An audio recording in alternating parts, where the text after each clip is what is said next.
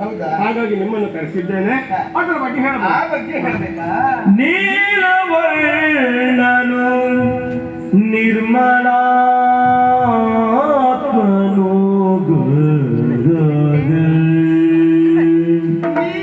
ನೀಲವರ್ಣನು ನಿರ್ಮಲಾತ್ಮನು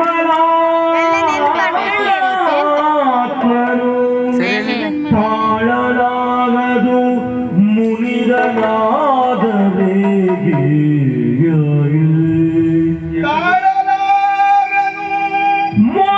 ಮುನಿದರಾದರೆ ಸಗಜನು ಸೂತ ಸಹಿತಲಿ ಪಿತನ ಭಾವಿಸಿದ ಸಹಜನು ಸೂತ ಸಹಿತಲಿ ಪಿತನ ಭಾವಿಸಿದ ಹಾಳು ಮೇಲುಗಳೆರಡ ಒದಗಿಪ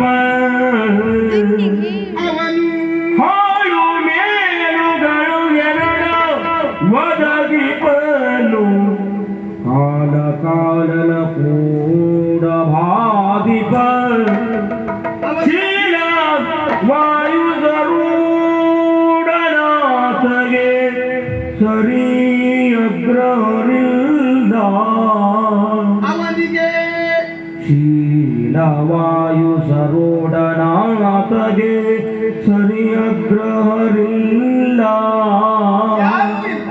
ನೀಲವರ್ಣನು ನಿರ್ಮಲಾತ್ಮನು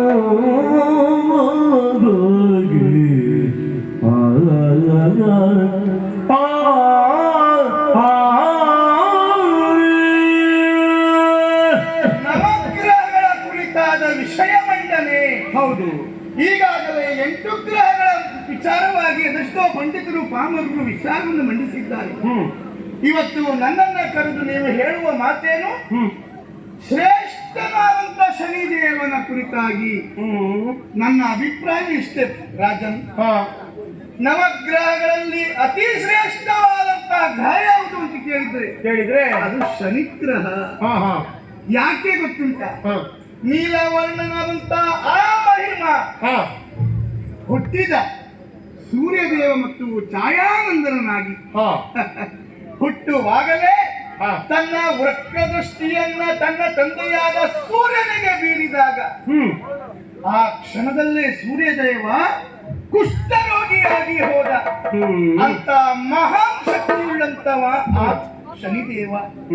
ಅಷ್ಟೇ ಯಾಕೆ ಪ್ರಭು, ಕೇವಲ ಅಷ್ಟಕ್ಕೆ ಅವನ ಮಹಾತ್ಮೆಯ ಅವನ ಸಾಮರ್ಥ್ಯವು ನಿಂತಿದ್ದಲ್ಲ. ನೇರವಾಗಿ ಬ್ರಹ್ಮನಲ್ಲಿಗೆ ಹೋಗಿ ಬ್ರಹ್ಮನನ್ನ ಕಾಡಿದ. ಅವನ ಒಂದು ತಲೆಯನ್ನು ಇಲ್ಲವಾಗಿಸಿ ಬಿಟ್ಟ. ಅಷ್ಟೇ ಯಾಕೆ, ಅಲ್ಲಿಂದ ನಡೆಕೊಂಡು ಬೃಹಸ್ಪತಿಗಳು ಮುನಿಗಳಲ್ಲೇ ಅಗ್ರಜ ಸ್ಥಾನವನ್ನ ಕಲ್ಪಿಸಿಕೊಂಡವರು. ಅಂತ ಶ್ರೇಷ್ಠ ಏನು ಬೃಹಸ್ಪತಿಗಳನ್ನು ಕಾಡಿಯೇ ಬಿಟ್ಟ.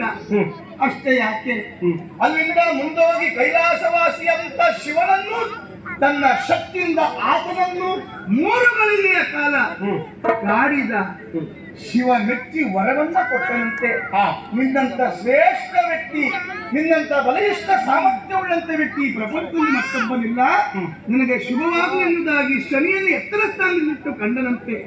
ಅಷ್ಟೇ ಯಾಕೆ, ನೀಲವರ್ಣನಂತ ಪುಣ್ಯಾತ್ಮ ಶನಿಯ ಬಗ್ಗೆ ಯಾರು ಗೌರವ ಭಾವ ಭಕ್ತಿ ಭಾವವನ್ನು ಕಳೀತಾರೋ ಅಂಥವರಿಗೆ ಅನುಗ್ರಹಿಸ್ತಾನಂತೆ. ಸ್ವಾಮಿ, ನಿಮ್ಮ ಮಾತಿನಲ್ಲಿ ನನಗೆ ದೋಷ ಕಂಡದ್ದು ಯಾಕೆ? ಏನಾಯ್ತು? ನಾವಿಲ್ಲಿ ಇಟ್ಟಂತಹ ವಿಷಯ ಖಂಡಿಸುವುದು ಮಂಡಿಸುವುದು, ಮಂಡಿಸಿದ್ದರಲ್ಲಿ ಎಲ್ಲವೂ ಒಪ್ಪುವಂತ ವಿಷಯವು ಸರಿ, ಖಂಡಿಸುವಂತ ವಿಷಯವು ಬನಲೆಯಿಂದ ಜ್ಞಾನ ಬನಲೆಯಿಂದ ಕೇಳುವುದು.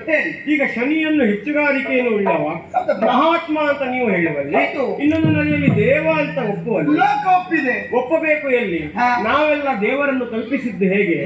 ಯಾರಿಗೆ ನಿಗ್ರಹ ಅನುಗ್ರಹ ಶಕ್ತಿ ಉಂಟು, ಯಾರಿಗೆ ಹುಟ್ಟಿಸುವುದಕ್ಕೆ ಸಾಯಿಸುವುದಕ್ಕೆ ಶಕ್ತಿ ಉಂಟು, ಯಾರಿಗೆ ರೂಪಗಳಿಲ್ಲವೋ ಅವನನ್ನು ದೇವರು ಅಂತ ಒಪ್ಪಿಕೊಳ್ಳುವುದಕ್ಕಾಗ್ತದೆ.